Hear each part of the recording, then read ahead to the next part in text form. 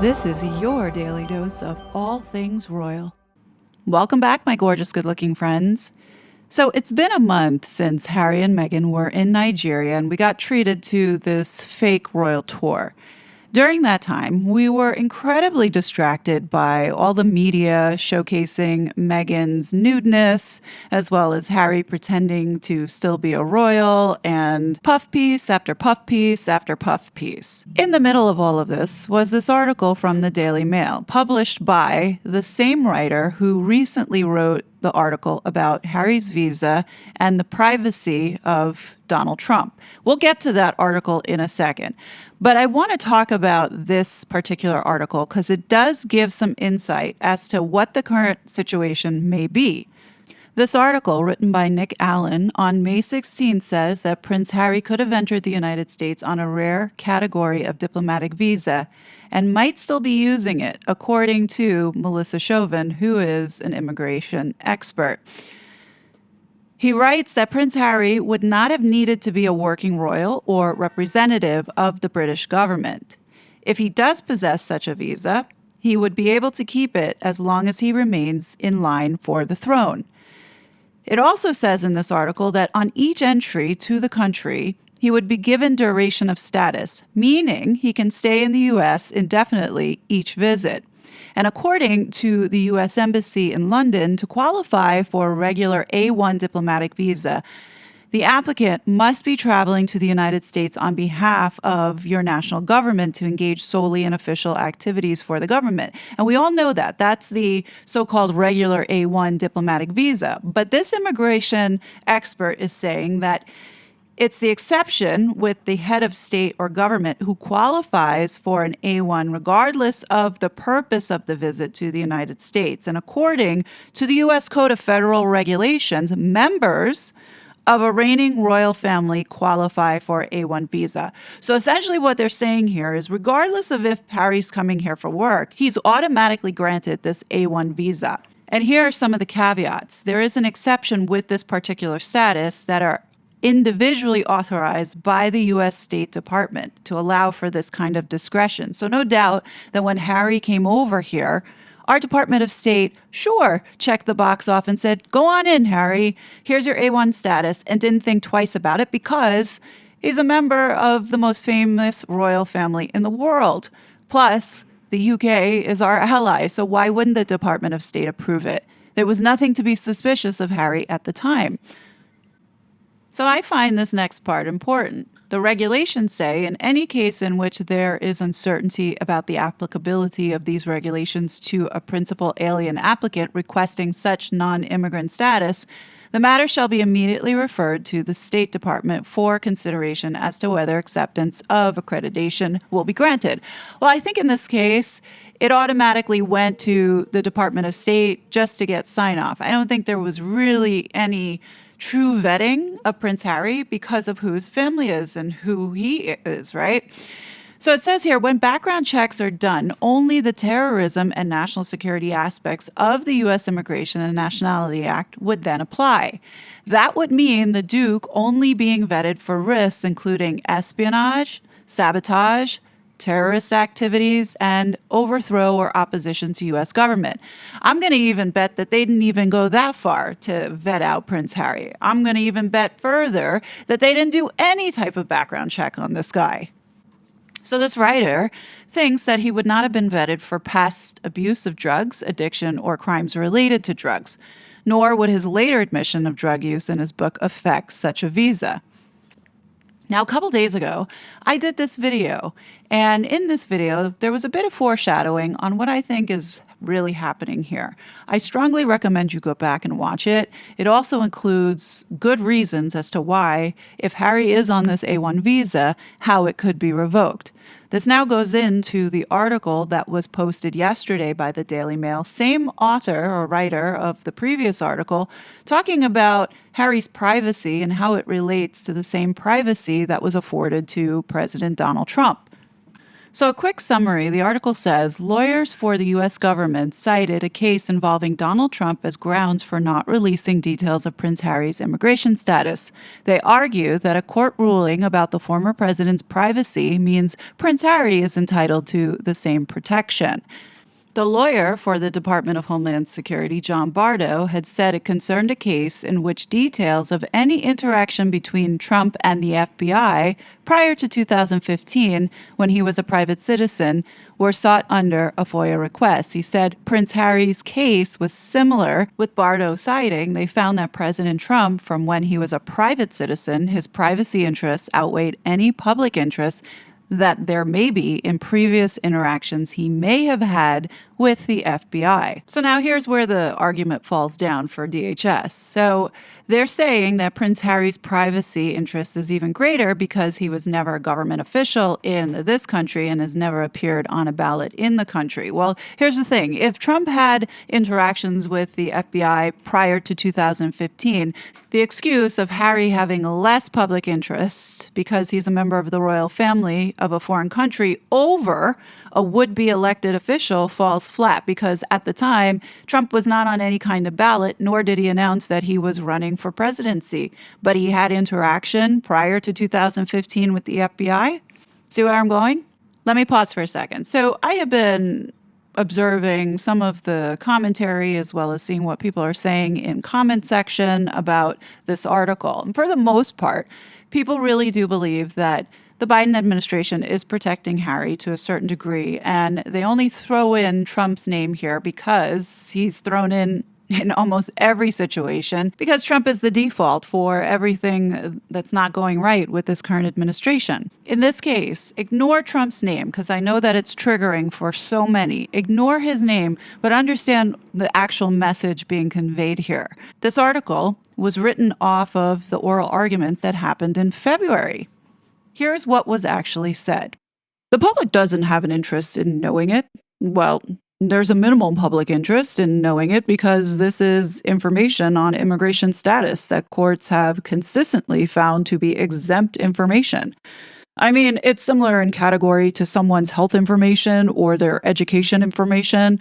This is private, personal information. The other reason is Prince Harry is, or the Duke of Sussex, is one foreign national out of any number of foreign nationals who enter the United States legally every year. The insight into any insight that this would give to how the government handled Prince Harry's admission wouldn't be able to give the public a broader understanding of how the government conducts itself in processing admissions from foreign nationals who admit to drug use or high-profile individuals. I mean, it's definitely not the case, you would concede, that FOIA requests related to specific investigations or specific individuals can never be insufficiently subject to public interest to warrant disclosure.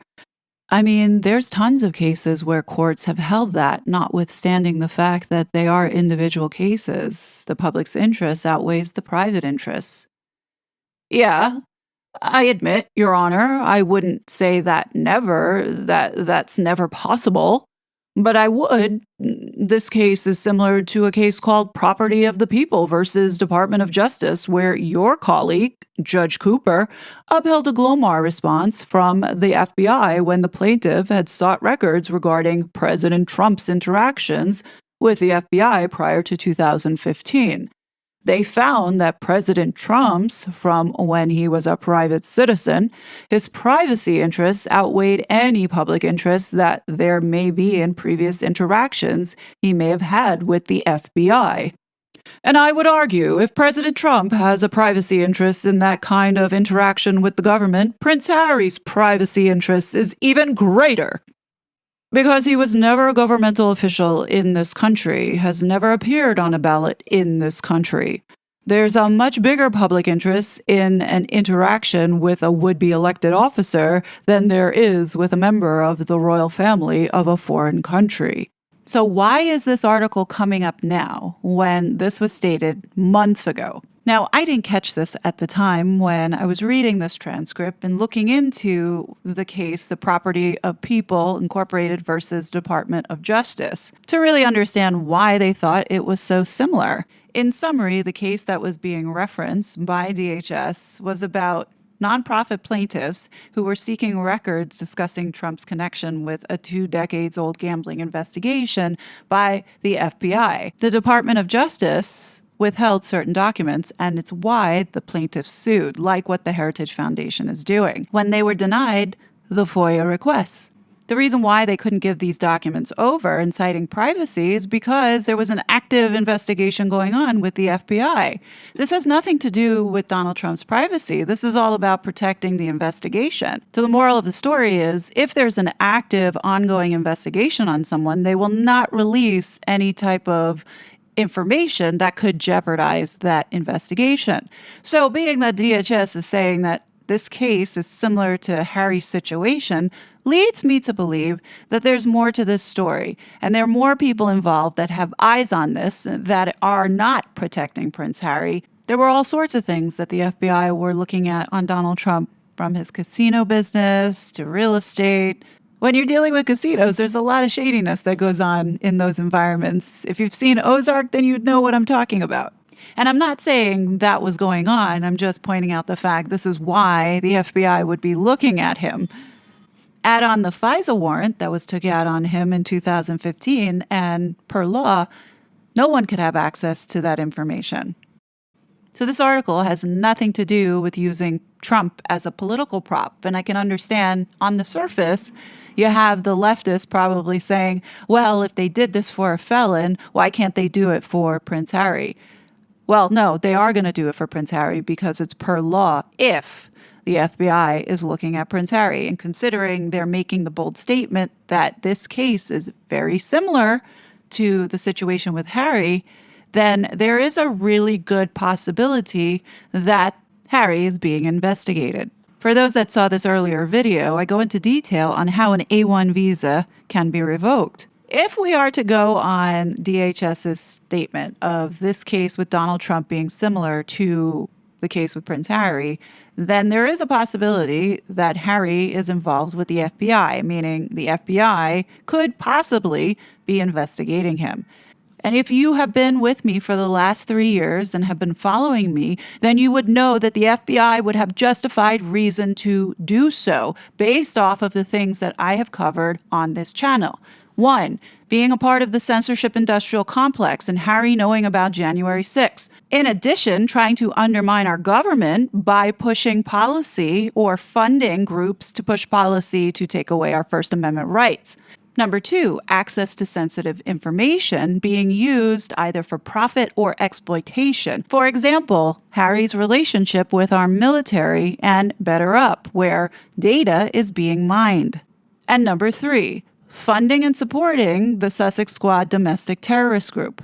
If anything, out of these 3, I think that's the biggest downfall that this man is going to have, because they do pose a threat not only to people in the United States, but also to the royal family.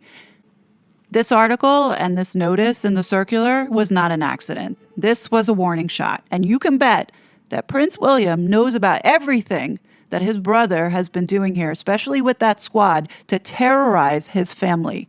That special visa that Harry has been so enjoying, if he's on it, most definitely is coming to an end, if not already. And it's why we're seeing all these puff pieces now, all of a sudden, that Harry misses home and he wants to run back to the UK and find a place. In my opinion, this has everything to do with the visa situation. And they're making it look like he's so homesick that when the boot finally comes from the United States to kick him out, he's going to make it look like, oh, he wanted to leave anyway. And all these articles that the Sussex PR team is pushing out about Harry finding it so difficult to find a permanent home in the UK is nonsense. Harry's a multimillionaire. He can very well find or rent an apartment short term to have a place in the UK if he's so concerned about missing his friends and wanting to see them, and also bringing his children back. His deal is wanting to get back into the royal fold so he can be protected again, because right now, no one is protecting him. Not the U.S. government, and certainly not his own family. Now, according to the whispers that have been going on, especially over the last couple days, it appears the dastardly duo are not getting along so well at the moment. Harry is very upset at his wife for doing what she did in posting this stupid jam on purpose to detract away, as well as her indifference to Harry missing the life and family that he only knew. If the rumor is true that the one day that Meghan decides to spend time with those invisible kids is the day that Harry just wants to sit down and watch from a television Trooping the Color with his children to show them that that's their heritage, and she denied him even having that, then this woman truly is the evil of all evil. And whatever karma does to slap this woman upside down, she deserves it. You can bet if Harry is in trouble here in the US, then don't be surprised if we see Harry all of a sudden now back in the UK and they're toting this distance as a separation. I can also see Harry and Meghan manipulating not only the royal family, but the world into thinking that they are separating, not actually getting a divorce, but separating, while Harry gets back to the UK and sneaks his way back into the royal family. And then all of a sudden we start seeing puff pieces coming out about how Harry and Meghan are trying to work it out. And then we'll see photos leaked to the highest bidder from Backrid of Meghan sneaking into Kensington Palace with articles being written in People of, are Meghan and Harry getting back together? You know the drill. If there's any kind of talk or discussion about Harry going back, they really need to make sure that this woman has absolutely no chance of stepping foot back on UK soil ever again. How cruel must Meghan be to feel indifferent for a man who gave up everything for her, and on top of that, betray the very same people who are trying to protect him?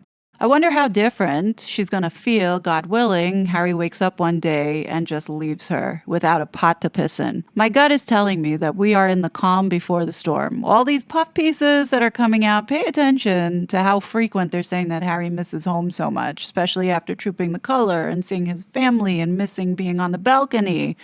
They're going to create so much noise around Harry moving back to the UK. Think about why that is the case. The judge that's looking over Harry's visa case and taking so much time, don't be surprised if he comes back and says now that he can't disclose this information because it will violate his privacy. This might not necessarily mean that the Biden administration is protecting him. This very well might mean that Harry is being investigated. And if he does end up moving back to the UK, then know that this could possibly be the reason as to why. The question then becomes, if there is an investigation going on about Harry and they do find reason to charge him for something, will they be able to arrest him if he's in the UK? We know that this couple have been up to no good. At bare minimum, that R12 Fugazi public charity in itself is fraudulent. So the question becomes, if he goes back to the UK and there's some serious crimes that have been committed, will he be protected in the UK as he is Counselor of State? I'd be interested to hearing what you guys think in the comment section below. These are just my thoughts on what I see going on here. Again, this is all speculation. This is how I interpret what was being said in the court case, and I think we need to look at this a little bit differently. But what do you guys think? Definitely leave your thoughts below. As always, I will be back with more content, but until then, please be safe, and I'll talk to you later. Bye! I was such a fraud.